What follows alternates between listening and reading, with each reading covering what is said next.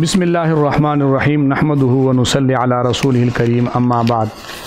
بعض اہل بدعت عوام کو دھوکہ دینے کے لیے جب ان کے کسی عمل پر بدعت کا اطلاق کیا جاتا ہے تو وہ عوام کو دھوکہ دینے کے لیے کہہ دیتے ہیں۔ جب ان کے سامنے وہ حوالہ جات پیش کیے جاتے ہیں کہ بعض علماء کرام نے کسی عمل کو بدعت کہا ہو تو وہ لوگوں کو فٹ کہہ دیتے ہیں کہ جی بدعت کی دو قسمیں ہیں، بدعت حسنہ اور سیئہ،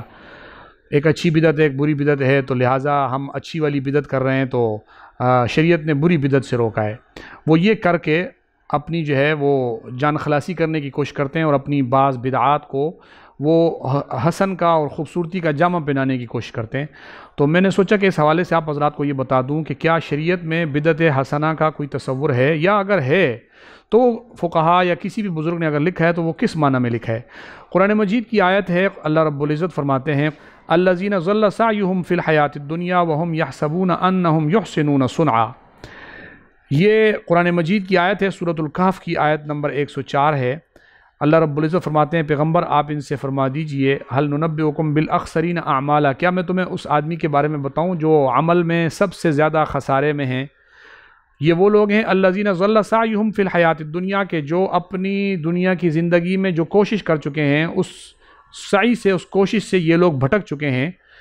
وہم یحسبون انہم یحسنون صنعا، اور یہ گمان کر کے بیٹھے ہوئے ہیں کہ یہ لوگ بڑا اچھا کام کر کے گئے ہیں، یعنی یہ اپنے برے کاموں کو اچھا کام سمجھ رہے ہیں۔ تفسیر طبری میں امام ابن جریر طبری رحمۃ اللہ علیہ نے فرماتے ہیں کہ اسی آیت کے ذیل میں کہ وابتدعوا فی دینہم، کہ ان لوگوں نے اپنے دین کے اندر کچھ بدعتیں بنا دی تھی۔ الذین یجتہدون فی الباطل، وہ لوگ جو باطل کام میں، برائی کے کام میں، غلط کام میں، ناحق کام میں کوشش کر رہے تھے۔ ویحسبون، اور وہ غلط کام پر کوشش کرتے ہوئے یہ سوچ رہے تھے اور یہ گمان رکھ رہے تھے انہم علی الحق، کہ وہ ناحق نہیں ہیں، حق پر ہیں۔ ویجتہدون فی الضلالہ، اور وہ گمراہی میں کوشش کر رہے تھے۔ ویحسبون انہم علی ہدی، اور وہ یہ گمان کر رہے تھے کہ وہ ہدایت پر ہیں۔ تو آگے حضرت فرماتے ہیں کہ اللہ رب العزت نے ان کے کوشش کے بارے میں فرمایا فضل سعیہم فی الحیاۃ الدنیا، کہ ان کی تو دنیا کی زندگی جو ہے اس میں جو کوشش ہے وہ بیکار چلی گئی۔ وہم یحسبون انہم یحسنون صنعا، حالانکہ یہ گمان کر رہے ہیں کہ یہ لوگ بڑا اچھا کام کر رہے ہیں۔ ثم رفع صوتہ فقال، پھر یہ آواز بلند کر کے فرمانے لگے وما اہل النار منہم ببعید، کہ یہ آگ والے، جہنم والے لوگ وہ ہدایت سے کتنا دور ہیں، جنت سے کتنا دور ہیں، اور وہ کتنا حق سے دور ہیں جبکہ وہ باطل کا کام کر رہے ہیں۔ علامہ ابن کثیر رحمۃ اللہ علیہ نے بھی وہم یحسبون انہم یحسنون صنعا کے ذیل میں فرمایا یعتقدون انہم علی شیء وانہم مقبولون محبون، کہ یہ لوگ یہ عقیدہ رکھتے تھے کہ ان کے پاس کوئی دلیل موجود ہے اور وہ لوگ اللہ کے ہاں مقبول اور اللہ کے محبوب ہیں، یعنی برا کام کرتے تھے اس کو اچھا سمجھتے تھے۔ تو برائی کو اچھائی سمجھنا قرآن مجید نے بھی اس کو رد کیا ہے، اور بعض جگہ پر اللہ رب العزت نے باقاعدہ شیطانی عمل بتایا ہے کہ شیطان جو ہے وہ انسان کے لیے زین لہم الشیطان اعمالہم، شیطان بعض دفعہ انسانوں کے لیے اعمال کو بڑا خوبصورت اور بناؤ سنگار کر کے پیش کرتا ہے تاکہ یہ اس کو اچھا سمجھیں، جس طرح کہ اہل بدعت کے لیے بدعات کو اس نے بڑا خوبصورت کر کے پیش کر دیا ہے۔ اس آیت کو بیان کرنے کے بعد میں آپ کے سامنے اس کی ذیل میں یہ بات بتا دوں کہ کیا شریعت کے اندر بدعت حسنہ کا کوئی وجود ہے؟ کیا بدعت حسنہ کی کوئی گنجائش موجود ہے؟ شریعت نے کیا بتایا ہے؟ تو اس میں سب سے زیادہ جو وہ لوگوں کو دھوکہ دینے کی کوشش کرتے ہیں وہ یہ کہ اگر بعض فقہا نے کہیں کسی عمل پر بدعت حسنہ یا سیئہ کا اطلاق کیا ہو تو وہ دکھا کر کہتے ہیں کہ دیکھو جی بدعت کی دو قسمیں تو موجود ہیں۔ حالانکہ میں اس مسئلے کا بھی آپ کو انشاءاللہ حل بتا دیتا ہوں کہ جو فقہا نے بدعت کی دو تقسیم بیان کی ہیں وہ کس معنی میں، اس میں یہ حضرت عمر رضی اللہ تعالیٰ عنہ کا قول بھی پیش کرتے ہیں کہ حضرت عمر رضی اللہ تعالیٰ عنہ نے فرمایا، ایک عمل حضرت عمر رضی اللہ تعالیٰ عنہ نے 20 رکعت تراویح جو ہے وہ شروع کی، تو اس 20 رکعت تراویح کو شروع کر کے جب آپ نے کیا تو آپ نے خود اس پر ایک اشکال کا جواب دیتے ہوئے یہ بات فرمائی تھی فنعمت البدعۃ ھذہ، اپنے عمل کو حضرت نے کہا تھا فنعمت البدعۃ ھذہ، یعنی یہ بڑی اچھی بدعت ہے۔ تو بعض لوگ کہتے ہیں دیکھو جی حضرت عمر رضی اللہ عنہ نے کہہ دیا کہ بدعت اچھی بھی ہوتی ہے، تو آپ کیسے کہتے ہو کہ بدعت کی اچھی اور بری قسم نہیں ہے؟ حالانکہ آپ کو پتہ ہونا چاہیے کہ بدعت کی اچھی اور بری قسم بعد میں بتاؤں گا، پہلے اس حضرت عمر رضی اللہ تعالیٰ عنہ کے اس قول کو سمجھنے کی کوشش کریں۔ حضرت عمر رضی اللہ عنہ نے اپنے عمل کو بدعت قرار نہیں دیا تھا، کیونکہ میں نے اس کے اوپر آپ حضرات کے سامنے حوالہ جات پیش کر دیے ہیں کہ صحابہ کے عمل، میری اس پر مستقل ایک ویڈیو موجود ہے کہ صحابہ اکرام کے عمل پر بدعت کا اطلاق ہی نہیں ہوتا۔ جب صحابہ کے عمل پہ بدعت کا اطلاق نہیں ہوتا تو پھر حضرت عمر رضی اللہ عنہ کا 20 رکعت تراویح کا شروع کرنا یا اس پر صحابہ کا اجماع کرانا وہ کس معنی میں بدعت ہو سکتا ہے؟ تو پھر حضرت عمر نے اپنے عمل کے اوپر بدعت کا اطلاق کیوں کیا؟ تو اس کا بڑا آسان سا جواب میرے پاس کتاب ہے جامع العلوم والحکم، یہ علامہ حافظ ابن رجب حنبلی رحمۃ اللہ علیہ کتاب ہے، 8ویں صدی ہجری کے یہ بزرگ ہیں، اور ان 8ویں صدی ہجری کے بزرگ کا میں آپ کو حوالہ پیش کر دیتا ہوں۔ حضرت اس حدیث کو پیش کرتے ہوئے فرماتے ہیں کہ نبی پاک صلی اللہ علیہ وسلم نے جو فرمایا ہے کل بدعت ضلالہ، کہ ہر بدعت ضلالت ہے، کہ حضرت نبی پاک صلی اللہ علیہ وسلم نے جو ہے ہر بدعت کو ضلالت قرار دیا ہے۔ تو اس میں حضرت نے یہ بیان کرنے کے بعد اور اس پر تفصیل سے گفتگو کرنے کے بعد فرمایا وَأَمَّا مَا وَقَعَ فِي كَلَامِ السَّلَفِ مِنْ اسْتِحْسَانِ بَعْضِ الْبِدَعِ، حضرت فرماتے ہیں کہ جو بعض لوگوں نے، بعض فقہاء نے اور بعض اسلاف نے بعض بدعتوں پر جو مستحسن اور حسن ہونے کا اطلاق کیا، فَإِنَّمَا ذَلِكَ فِي الْبِدْعِ اللُّغْوِيَّةِ لَا الشَّرْعِيَّةِ، وہ بدعت لغوی ہے، بدعت شرعیہ نہیں ہے۔ یعنی بدعت کا ایک لغوی مفہوم ہے اور ایک بدعت کا اصطلاحی اور شرعی مفہوم ہے۔ تو وہ جو بدعت پر حسن کا اطلاق بزرگوں نے کیا ہے وہ اس کے اصطلاحی معنی کے اعتبار سے یا شرعی معنی کے اعتبار سے نہیں کیا، بلکہ وہ اس کے لغوی معنی کے اعتبار سے کیا ہے۔ یعنی اصطلاحی اور شریعت کے معنی میں بدعت ایک ہی ہے اور وہ ہے بدعت سیئہ۔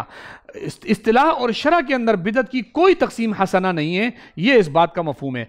فمن ذالک قول عمر رضی اللہ تعالی عنہ، وہ فرماتے ہیں کہ پھر حضرت عمر رضی اللہ عنہ کا جو قول ہے لما جمع الناس فی قیام رمضان علی امام واحد، جب آپ نے لوگوں کو ایک امام کے پیچھے جو ہے نماز پڑھنے پر جمع کیا تھا، فی المسجد، مسجد میں، وخرج ورآہم یصلون کذالک، اور حضرت عمر جب باہر آئے اور دیکھا کہ لوگ 20 رکعت تراویح حضرت عمر نے جس طریقے سے بتایا تھا ویسے پڑھ رہے تھے، فقال، تو آپ نے فرمایا نعمت البدعۃ ھذہ، تو وروی عنہ انہ قال، اسی حضرت عمر رضی اللہ عنہ کی ایک اور روایت آپ سے جو مروی کی گئی ہے، اب یہ جو دوسری روایت یہ پیش کر رہے ہیں اس کو آپ دیکھیں گے تو آپ کے سامنے بات بالکل واضح ہو جائے گی کہ حضرت عمر رضی اللہ تعالیٰ عنہ فرماتے تھے ان کانت ھذہ بدعۃ فنعمت البدعۃ، وروی ان ابی بن کعب قال له ان هذا لم يكن فقال عمر قد علمت ولكنه حسن۔ تو یہاں پر واضح طور پر حضرت عمر رضی اللہ تعالیٰ عنہ کا ایک اور قول بیان کیا گیا ہے کہ نعمت البدعۃ ھذہ کا مطلب حضرت عمر کا اپنے قول پر اچھی بدعت کا اطلاق کرنا نہیں تھا، بلکہ حضرت عمر رضی اللہ عنہ کے کہنے کا مطلب یہ تھا کہ اگر یہ عمل بدعت ہے تو پھر تو یہ بہت اچھی بدعت ہے۔ یعنی اس کا مطلب یہ نہیں ہوا کہ بدعت اچھی ہو گئی، بلکہ اس کا معنی یہ ہو گیا کہ اگر اس کو تم پھر بھی بدعت کہتے ہو تو پھر اچھی بدعت ہے۔ آپ کو پتہ ہے کہ یہاں ان شرطیہ ہے اور فا اس کے شروع میں فا جزائیہ ہے، ان کانت ھذہ بدعۃ، اگر یہ بدعت ہے تو اچھی بدعت ہے۔ یعنی جب یہ بدعت ہی نہیں تو اس میں اچھائی اور برائی کی آپ بات کیسے کر سکتے ہو کہ بدعت اچھی ہو یا بری ہو، اس کا تو تصور ہی نہیں ہے۔ تو اس سے بھی یہ بات پتہ چلتی ہے کہ حضرت عمر رضی اللہ تعالیٰ عنہ بدعت کے اندر اچھائی اور خوبی نہیں مانتے تھے، اور حضرت حافظ ابن رجب حنبلی رحمۃ اللہ علیہ کے حوالے سے میں نے آپ کے سامنے پیش کر دیا ہے، وہ فرماتے ہیں کہ یہ جو کہا جاتا ہے کہ یہ اچھی بدعت ہے تو وہ لغت کے اعتبار سے ہوتا ہے، اصطلاح کے اعتبار سے بدعت کی کوئی قسم اچھی نہیں ہے۔ اسی طریقے سے الاعتصام میں علامہ شاطبی غرناطی رحمۃ اللہ علیہ صفحہ نمبر 38 پہ فرماتے ہیں قال ابن الماجشون سمعت مالکا یقول من ابتدع فی الاسلام بدعتا یراہا حسنتا، کہ حضرت ابن الماجشون حضرت مالک، امام مالک رحمۃ اللہ علیہ سے روایت نقل کرتے ہیں، وہ فرماتے ہیں کہ حضرت امام مالک نے فرمایا کہ جس آدمی نے بدعت ایجاد کر دی اسلام میں اور پھر اس بدعت پر حسن کا اطلاق کیا، یعنی اس کو اچھا سمجھا اس بدعت کو، زعم ان محمد صلی اللہ علیہ وسلم خان الرسالۃ، حضرت فرماتے ہیں گویا اس آدمی نے اس بدعت کو ایجاد کر کے اور اس بدعت پر اچھائی کا حکم لگا کر یہ عقیدہ رکھ لیا ہے کہ نبی پاک صلی اللہ علیہ وسلم نے دین پہنچانے میں اور رسالت پہنچانے میں خیانت سے کام لیا، نعوذ باللہ من ذالک، لأن اللہ تعالی یقول، کیونکہ اللہ تعالیٰ کا فرمان ہے الیوم اکملت لکم دینکم، کہ دین تو مکمل ہو چکا ہے۔ اسی طریقے سے الاعتصام میں دوسری جگہ پر صفحہ نمبر 71 پہ فرماتے ہیں کہ فالعقل الصحیح الذی یستحسن ما یستحسنہ الشرع ویستقبح ما یستقبحہ، فرماتے ہیں کہ عقل صحیح جو ہے وہ جس چیز کو اچھا سمجھتی ہے وہ اچھا ہے، جس کو عقل صحیح برا سمجھے وہ بری ہے۔ یعنی حضرت یہ فرمانا چاہ رہے ہیں کہ بعض لوگ جو بعض حدیثوں کا سہارا لیتے ہیں کہ جی ہم اچھی بدعتیں ایجاد کر لیتے ہیں، حضرت فرماتے ہیں اس سے ہر آدمی کا بدعت ایجاد کرنے کا حکم اجازت نہیں ہے، بلکہ یہ استحسان وہ ان لوگوں کے لیے ہے جو شرعی طور پر جن کی عقل کو عقل کامل کا درجہ ملا ہوا ہو، عقل صحیح کا درجہ ملا ہوا ہو، یہ ان لوگوں کو اس بات کی اجازت ہے۔ اسی طریقے سے علامہ ابن دقیق العید کی کتاب ہے احکام الاحکام شرح عمدۃ الاحکام، یہ میرے پاس کتاب ہے۔ یہ 8ویں صدی ہجری کے بہت ہی جلیل القدر بزرگ ہستی ہیں۔ یہ اپنی کتاب احکام الاحکام میں جلد نمبر 2 میں صفحہ نمبر 98 پر یہ فرماتے ہیں فَقَوْلُهُ كُلُّ بِدْعَةٍ ضَلَالَةٍ کہ ہر بدعت ضلالت ہے، عام مخصوص كذا قیل والحق ان لفظۃ الکل فی هذا الحدیث وفی کل حدیث ورد بمعناه على حقیقتها من العموم۔ حضرت فرماتے ہیں کہ لفظ کل جتنی بھی حدیثوں میں آیا ہے وہ عموم کا معنی دیتا ہے۔ وقسمۃ البدع الى الاقسام المذکورہ، اور یہ مذکورہ اقسام کی طرف بدعت کو تقسیم کرنا، والى الحسنہ والسیئہ، اور بدعت حسنہ اور بدعت سیئہ کی طرف بدعت کو تقسیم کرنا، حضرت فرماتے ہیں لیس علیہا اشارۃ من علم، اس پر علم کا کوئی اشارہ موجود نہیں ہے کہ کوئی علمی اشارہ موجود ہو جس سے ہم یہ ثابت کریں کہ جو ہے یہ بدعت حسنہ ہے اور اس بدعت کو سیئہ کہا جاتا ہے۔ حضرت فرماتے ہیں کہ یہ تقسیم ہی غلط ہے۔ اور پھر حضرت نے آگے چل کر لکھا وَمِن ثَمَّ أَنْكَرَ الرَّاسِخُونَ فِي عِلْمِ الْكِتَابِ وَالسُّنَّةِ تَقْسِيمُ الْبِدَعِ إِلَىٰ أَقْسَامٍ، وہ فرماتے ہیں کہ جو راسخون فی العلم ہیں، علم کے پختہ لوگ ہیں، وہ بدعت کو ان قسموں کی طرف تقسیم کرنے پر انکار کرتے ہیں اور اس کو برا سمجھتے ہیں، اور وہ کہتے ہیں کہ یہ نہیں ہونا چاہیے۔ تھوڑا آگے چل کے حضرت فرماتے ہیں وحدیث الباب حجۃ نیرۃ علی کل قائل بالتقسیم والانعام، حضرت فرماتے ہیں یہ حدیث جو ہم نے پیش کی ہے کل بدعۃ ضلالہ، یہ حدیث اس آدمی پر مضبوط دلیل ہے اس کے خلاف جو بدعت کی تقسیم کرتا ہے۔ ومن کان عنده دلیل من الکتاب او برہان من السنت، حضرت فرماتے ہیں اگر کسی کے پاس اس معاملے پر کوئی دلیل ہو یا برہان ہو سنت سے دال علی القسم، جو تقسیم پر اشارہ دیتی ہو اور اس تقسیم کو جائز کہتی ہو، فلیتفضل علینا بابانتی، حضرت فرماتے ہیں پھر وہ ہمیں ہمارے سامنے وہ نشانی لے کر آئے، وہ حدیث وہ دلیل لے کر آئے جو دلیل یہ ثابت کرتی ہو کہ بدعت کی تقسیم یہ حسنہ اور سیئہ کی طرف ہے۔ تو یہ چیز تو آپ کو پتہ چل گئی کہ حافظ ابن رجب حنبلی رحمۃ اللہ علیہ اور اسی طریقے سے حضرت عمر رضی اللہ تعالیٰ عنہ کا قول بھی آ گیا اور علامہ ابن دقیق العید کا قول بھی آ گیا، جس سے یہ بات پتہ چل گئی کہ بدعت پر حسنہ کا اطلاق کسی صورت بھی جائز نہیں ہے۔ اسی طریقے سے امام ربانی رحمۃ اللہ علیہ، حضرت مجدد الفسانی رحمۃ اللہ علیہ 11ویں صدی ہجری کے بہت بڑے بزرگ ہیں، اور ہم سے زیادہ اہل بدعت اس بات پر واویلا اور شور مچا کر عوام کو دھوکہ دینے کی کوشش کرتے ہیں کہ جی وہ زیادہ مانتے ہیں حضرت مجدد الفسانی رحمۃ اللہ علیہ کو، جبکہ الحمدللہ وہ اہل سنت والجماعت کے امام تھے اور ان کے اندر بدعات کا دور دور تک کوئی شائبہ موجود نہیں تھا۔ ان کی کتاب مکتوبات امام ربانی کے کئی مکتوبات ہیں جو چھپے ہوئے ہیں فارسی میں، اور ان کا اردو ترجمہ خود بریلویوں نے بھی چھاپا ہے۔ میں یہاں ضروری معلوم ہوتا ہے کہ اردو ترجمے سے کچھ حوالہ جات آپ حضرات کے سامنے پیش کر دوں جو بریلویوں نے اردو ترجمہ کیا ہوا ہے۔ مکتوبات امام ربانی جلد 2 صفحہ نمبر 621-22 کے اوپر حضرت فرماتے ہیں سنت سنیہ علی صاحبہ الصلاۃ والسلام والتحیہ کے نور کو بدعتوں کے اندھیروں نے پوشیدہ کر دیا ہے، اور ملت مصطفیہ علی صاحبہ الصلاۃ والسلام کی رونق کو امور محدثہ کی قدورتوں نے ضائع کر دیا ہے۔ پھر اس سے زیادہ تعجب کی بات یہ ہے کہ بعض لوگ ان محدثات کو امور مستحسنہ جانتے ہیں اور ان بدعتوں کو حسنہ خیال کرتے ہیں، اور ان حسنات سے دین کی تکمیل اور ملت کی تتمیم ڈھونڈتے ہیں اور ان امور کے بجا لانے میں ترغیبیں دیتے ہیں۔ خدا تعالیٰ ان کو سیدھے رستے کی ہدایت دے دیں۔ دین تو ان محدثات سے پہلے ہی کامل اور نعمت تمام ہو چکا ہے اور حق تعالیٰ کی رضامندی اس سے حاصل ہو چکی ہے، جیسا کہ اللہ تعالیٰ فرماتا ہے الیوم اکملت لکم دینکم واتممت علیکم نعمتی۔ پس ان محدثات سے دین کا کمال طلب کرنا حقیقت میں اس آیت کریمہ کے مفہوم سے انکار کرنا ہے۔ گویا حضرت یہ فرمانا چاہ رہے ہیں کہ اگر کوئی شخص بدعت کی تقسیم حسنہ اور سیئہ کی طرف کر رہا ہے اور بدعت میں حسن سمجھ رہا ہے، بدعت کو حسنہ سمجھ رہا ہے، گویا وہ قرآن کی آیت الیوم اکملت لکم دینکم اس آیت کا انکار کر رہا ہے۔ اسی طریقے سے مکتوبات جلد 2 صفحہ نمبر 988 کے اوپر فرماتے ہیں امام ربانی کہ بدعت میں فی الحقیقت کوئی نور و ضیاء نہیں، بدعت یا تو رافع سنت ہے یا اس سے خاموش، لہٰذا جو بدعت بھی ہو وہ ضرور سنت کو مٹاتی ہے اور اس کی مخالف ہوتی ہے، لہٰذا بدعت میں کوئی خیر اور حسن نہیں ہے۔ یعنی حضرت یہاں پر بھی بدعت کو حسنہ سمجھنے والوں کو رد فرما رہے ہیں۔ اسی طریقے سے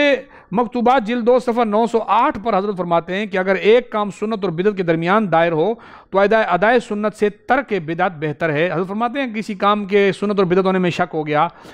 دونوں طرف دائر ہو گیا وہ، تو اس کو ترک کر دینا چاہیے۔ اسی طریقے سے مکتوبات جلد 2 صفحہ 767 کے اوپر حضرت فرماتے ہیں ہر بدعت اور گمراہ اپنے معتقدات کا مقتضا کتاب و سنت ہی کو جانتا ہے اور اپنے ردی افہام کی وجہ سے کتاب و سنت سے معنی غیر مطابقہ سمجھ لیتا ہے۔ یضل بھی کثیرا ویہدی بھی کثیرا، علماء اہل حق کے سمجھے ہوئے معنی ہی لائق اعتبار ہیں اور اس کے خلاف معتبر نہیں، اس بنا پر کہ انہوں نے یہ معنی صحابہ اور سلف صالحین کے آثار اور تتبع سے اخذ کیے ہیں۔ اسی طریقے سے جو مکتوبات جلد 1 صفحہ نمبر 420 پر حضرت فرماتے ہیں کہ یہ فقیر ان بدعتوں میں سے کسی بدعت کے اندر حسن اور نورانیت کا مشاہدہ نہیں کرتا، ظلمت اور کدورت کے سوا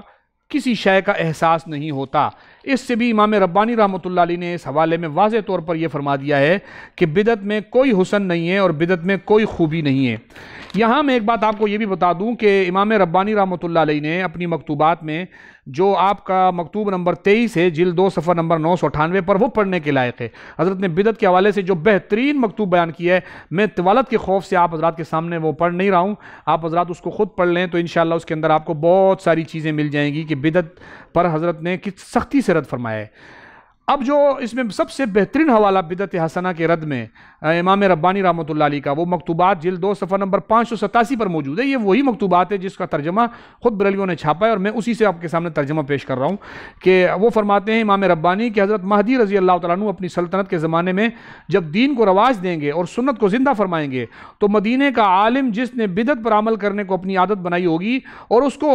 حسن خیال کر کے دین کے ساتھ ملا لیا ہوگا، یعنی بدعت کو حسن سمجھ کر اس نے دین کے ساتھ ملا لیا ہوگا، تو امام مہدی کیا کریں گے؟ تعجب سے کہے گا کہ اس شخص نے ہمارے دین کو دور کر دیا اور ہمارے مذہب اور ملت کو مار دیا اور خراب کر دیا۔ حضرت امام مہدی رضی اللہ تعالیٰ عنہ اس عالم کے قتل کا حکم فرمائیں گے اور حسنہ کو سیئہ خیال کریں گے۔ حضرت امام مہدی ایسے شخص کو قتل کر دیں گے جو بدعت کو حسنہ کہتا ہوگا، اور وہ کہیں گے امام مہدی رحمۃ اللہ علیہ کہ بدعت حسنہ کا کوئی وجود نہیں ہے بلکہ وہ بدعت سیئہ ہی ہے۔ تو یہ میں نے آپ حضرات کے سامنے حوالہ جات پیش کیے ہیں اور ان حوالہ جات سے واضح طور پر آپ حضرات کے سامنے یہ بات کھل کر آ چکی ہوگی۔ مجالس الابرار میں بھی اسی مفہوم کی باتیں موجود ہیں اور دوسری کتابوں میں بھی اس مفہوم کی باتیں موجود ہیں جن سے یہ بات واضح طور پر پتہ چلتی ہے کہ علماء اکرام کے نزدیک بدعات کی کوئی قسمیں نہیں ہیں، بدعت اصطلاحی اور بدعت شرعی صرف بدعت سیئہ اور بدعت ضلالہ ہے، اور وہ ہر بدعت ضلالت ہے، ہر ضلالت گمراہی ہے اور ہر گمراہی جہنم میں لے جانے والی ہے۔ اور یہ اس سارے معاملے کا کہ خلاصہ یہ ہے کہ کوئی بدعت کی تقسیم جو اصطلاحی معنوں میں بدعت ہے اس کی کوئی تقسیم نہیں ہے، لہٰذا اگر کوئی شخص اس کو حسنہ یا سیئہ کی طرف تقسیم کرتا ہے تو اس پر جو احکامات لگتے ہیں وہ میں نے آپ حضرات کے سامنے پیش کر دیے۔ والسلام ورحمۃ اللہ۔ یا باطل کو شک مفتی نجیب اللہ عمر، تاجین دین حق مفتی نجیب اللہ عمر، یا باطل کو شک مفتی نجیب اللہ